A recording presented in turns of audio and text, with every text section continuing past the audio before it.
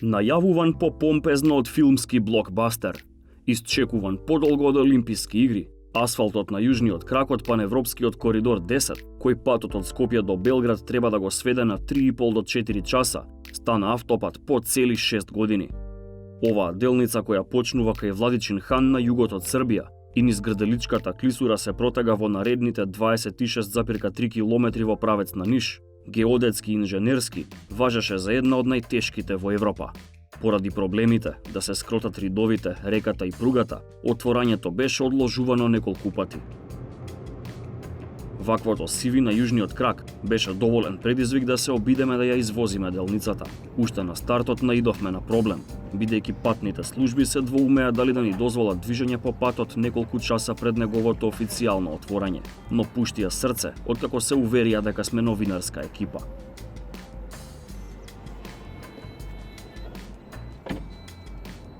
Првите километри почнуваат со виадуктот Врла, долг речиси 900, а високи до 62 метри. Тоа е само еден од 36 мостови на делницата, чија вкупна должина е речиси 6 километри. По Врла, мал број работници се уште средуваа финеси и така се до тунелот Манајле. Неговите 1,8 километри го прават најдолг тунел во Србија, а со вложените 13 милиони евра е еден од најсовремените. Повторно над земја. Погледот го привлекуваат джиновските бедеми кои ги придржуваат масивните ридови. Во нив се наоѓа дел од вкупно 59.000 тони арматура.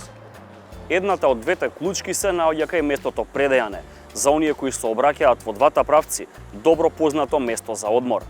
Оние кои што се обраќаат кон Србија, пред да дојдат кај Предејане, стрелката за десно ќе им покаже каде можат да се исплучат. Оваа информација е важна, а оваа клучка од витално значење, особено ако се земе предвид дека освен ова место, други одморишта, барем за сега, не се планирани.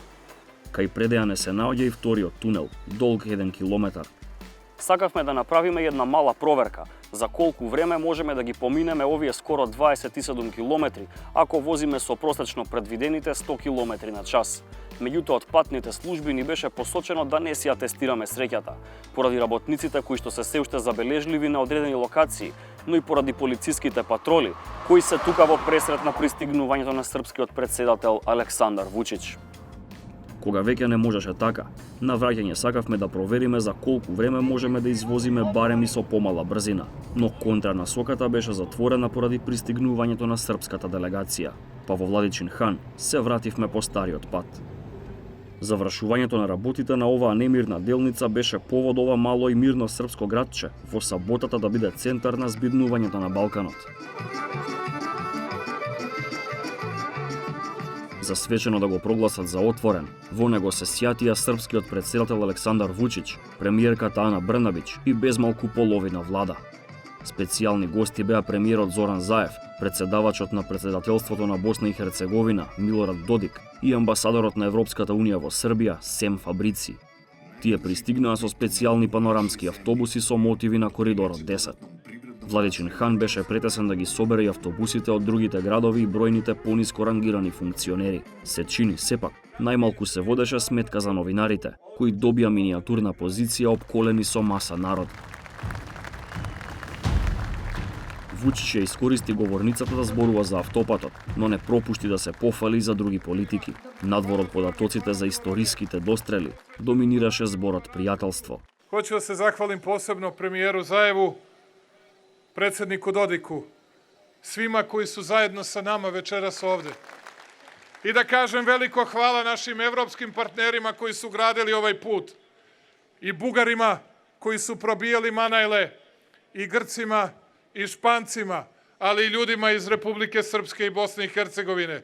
Намалувањето на физичката временската дистанца меѓу главните градови на Северна Македонија и на Србија е соодветна на пријателството и блискоста меѓу нашите народи што ја носат длабоко во своите срца.